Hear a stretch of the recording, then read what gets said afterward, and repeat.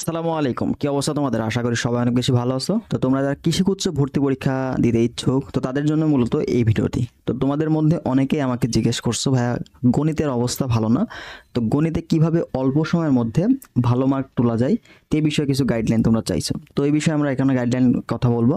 তো অবশ্যই যাদের গণিতের সমস্যা, গণিতে মার্ক উঠাতে পারতেছো না, তো তাদের এই ভিডিওটা দেখবা।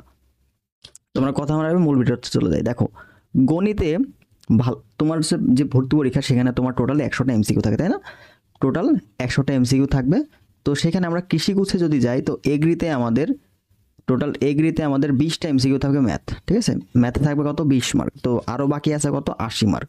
তো তোমার যদি এমনিতেই গণিতের বেসিক একদমই খারাপ থাকে, যদি মনে হয় যে না পারবোই না এরকম অবস্থা, মানে গণিত পুরো স্কিপ করার চিন্তা ভাবনা করতেছো, তো তারা বাকিগুলোতে একটু ভালোভাবে প্রিপারেশন, ঠিক আছে? এবং যারা পারো মোটামুটি বেসিক একটু প্র্যাকটিস করলে পারবা, তারা একটু দেখো। তো বিষয়টা আছে, গণিতটা ভালো করার জন্য তোমাকে দুইটা জিনিস মাথায় রাখতে হবে। একটা হচ্ছে কম সময় সমাধান করার কৌশল, আর একটা হচ্ছে বেসিক স্ট্রং থাকতে হবে। তো এই দুইটা জিনিস যদি তুমি এর মধ্যে থাকে, তাহলে তুমি গণিতে ভালো করতে পারবা। তো গণিতে তুলনামূলকভাবে অন্যান্য বিষয় থেকে কিন্তু বেশি সময় দিতে হয়, কারণ এখানে গণিত তোমাকে ম্যাথ অবশ্যই ভালো মতো কমপ্লিট করে, এখানে সবগুলোই ম্যাথমেটিক্যাল টার্ম, এখানে কোনো থিওরি নাই, তাই না? কোনো থিওরি নাই, সবগুলোই ম্যাথমেটিক্যাল টার্ম। তো মাঝে মাঝে কিছু সূত্র দিয়ে দেয়, অন্তরীকরণ যোগজীকরণের কিছু সূত্র দিয়ে দেয়, আবার ত্রিকোণমিতির কিছু সূত্র দেয়, হয়তো এক দুইটা দিতে পারে, বাকি সবগুলোই কিন্তু ম্যাথ। তো ম্যাথগুলো করতে হয়। তো এই যে কম সময় তুমি সমাধান করবা, এর জন্য তোমাকে অবশ্যই প্রয়োজনীয় শর্টকাট লাগবে, প্রয়োজনীয় শর্টকাট তোমার জানতে হবে। তো প্রয়োজনীয় শর্টকাট তুমি যদি জানো এবং পর্যাপ্ত পরিমাণে তোমার যদি প্র্যাকটিস থাকে, যদি পর্যাপ্ত পরিমাণে প্র্যাকটিস করে যাও, তাহলেই তুমি শুধুমাত্র ভালো করতে পারবা। তাছাড়া কিন্তু কম সময়ে তুমি কখনো সলভ করতে পারবা না। তো একটা প্রশ্ন তুমি কোনোদিন সলভ করো নাই, হুট করে দেখে তো এটা দ্রুত অ্যান্সার করতে পারবা না, তাই না? তো ওই টাইপের প্রশ্ন তুমি যদি আগে থেকে করে যাও, তাহলেই তুমি ভালো করতে পারবা। তো তুমি পরীক্ষায় যে টাইপের প্রশ্নগুলো আসে, ওগুলো তো তোমাকে সলভ করতে হবে। তো পরীক্ষায় কোন টাইপের ভাবে প্রশ্নগুলো আসে, সেগুলো বুঝবো কিভাবে? তো এগুলো তোমাকে অবশ্যই টাইপ ওয়াইজ প্রশ্ন সলভ করতে হবে। কি করতে হবে? টাইপ ওয়াইজ প্রশ্ন সলভ করতে হবে। তো এর জন্য আমি তোমাকে একটা ভালো সাজেশন দিতে পারি, সেটা হচ্ছে তোমরা কি করবা, একটা উদ্ভাসের যে ভার্সিটি ক প্রশ্ন ব্যাংকটা আছে, এই বইটা কালেক্ট করবা, উদ্ভাসের ভার্সিটি ক প্রশ্ন ব্যাংকটা, ঠিক আছে? তো এই বইটা কেন ভাই বলতেছেন? তো এই উদ্ভাসের যে ভার্সিটি ক প্রশ্ন ব্যাংকটা, এখানে তুমি যদি দেখো প্রত্যেকটা অধ্যায়ের যে গুরুত্বপূর্ণ টাইপগুলো আছে, ইভেন কৃষিতে আসার প্রশ্নগুলো ওখানে ভালো মতো অ্যাড করা আছে। তো যে কোনো প্রশ্ন বই থেকে, প্রশ্ন ব্যাংক থেকে পড়তে পারো, কিন্তু ওগুলাতে অনেক বেশি প্রশ্ন আসে, উদ্ভাসে তুলনামূলক কম প্রশ্ন, কিন্তু টাইপ ওয়াইজ দেওয়া আছে, একদম সবচেয়ে যে গুরুত্বপূর্ণ যে প্রশ্নগুলো সেগুলো সাজায় দেওয়া আছে। তো এই একটা বই তুমি যদি ভালো মতো কমপ্লিট করতে পারো, তুমি আরামসে কিন্তু ভাই 20-এর মধ্যে 20টাই কমন পাইতে পারো। আবার 20টা তো তুমি অ্যান্সার করতে পারবে না, সময় পাবে না, তুমি এমনিতে দেখবা যে 15+ অ্যান্সার করে আসতে পারবা, ঠিক আছে? 15+ আরামসে অ্যান্সার করে আসতে পারবো, যদি বাকি এদিকে তোমার তাড়াতাড়ি সময় দিতে পারো।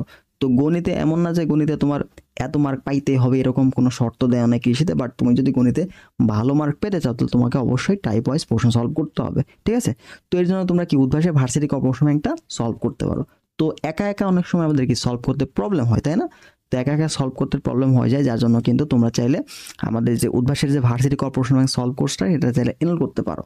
তো এখানে পদার্থ, রসায়ন, গণিত 3টা সাবজেক্টের ক্লাস হবে, তুমি চাইলে আলাদাভাবে গণিতটা এনরোল করতে পারবা, ঠিক আছে? এখানে টাইপ ওয়াইজ কনসেপ্ট ক্লাস আলোচনা হবে, টাইপ ওয়াইজ প্রশ্ন সমাধান হবে, অধ্যায়ভিত্তিক পরীক্ষাও এখানে পাচ্ছ, আর প্রয়োজনীয় গাইডলাইন সেশন তো আছেই। আর যদি টোটাল ফুল কোর্স এনরোল করো, তাহলে তুমি চাইলে কৃষিতে এবং গুচ্ছ প্রশ্ন ব্যাংক সলভও ফ্রি পেয়ে যাচ্ছ। তো তোমরা যারা সেকেন্ড টাইম দেওয়ার চিন্তা ভাবনা করতেছো কিন্তু ম্যাথ প্রিপারেশন ভালো না, তারা চাইলে, বা অন্যান্য যে কোনো বিষয় ম্যাথ, ফিজিক্স, কেমিস্ট্রি এগুলো তোমাদের ভালো না, তো এটা তোমার জন্য খুবই গুরুত্বপূর্ণ একটা কোর্স হতে যাচ্ছে, সকল বিশ্ববিদ্যালয়ের জন্য এটা গুরুত্বপূর্ণ।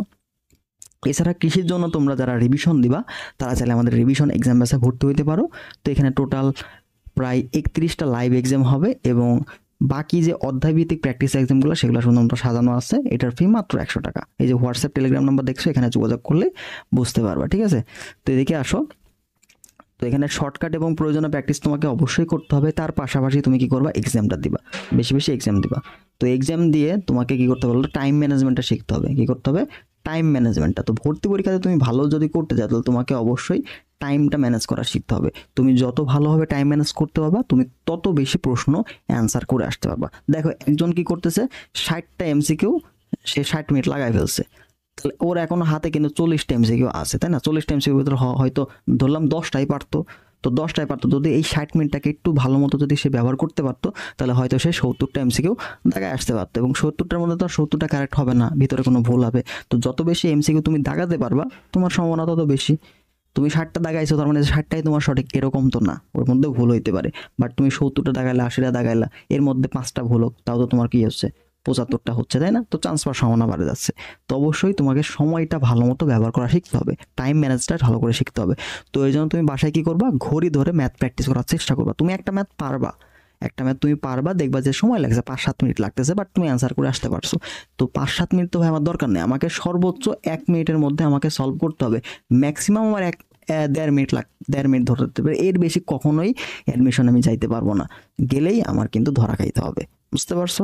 তো এর জন্য তোমরা কি করবা, ম্যাথ প্র্যাকটিসের জন্য প্রয়োজনীয় শর্টকাটগুলো জানবা, বেশি বেশি প্র্যাকটিস করবা, টাইপ ওয়াইজ প্রশ্ন ব্যাংকটা সলভ করবা। তো টাইপ ওয়াইজ প্রশ্ন সলভ করলে মোটামুটি তোমাদের গণিতে আশা করে তুমি হুবহু কমন পাবা, এছাড়া ওই টাইপ থেকে প্রশ্ন কমন পাবা। আর যদি এর বাইরে করে যাও তাহলে কিন্তু সমস্যা।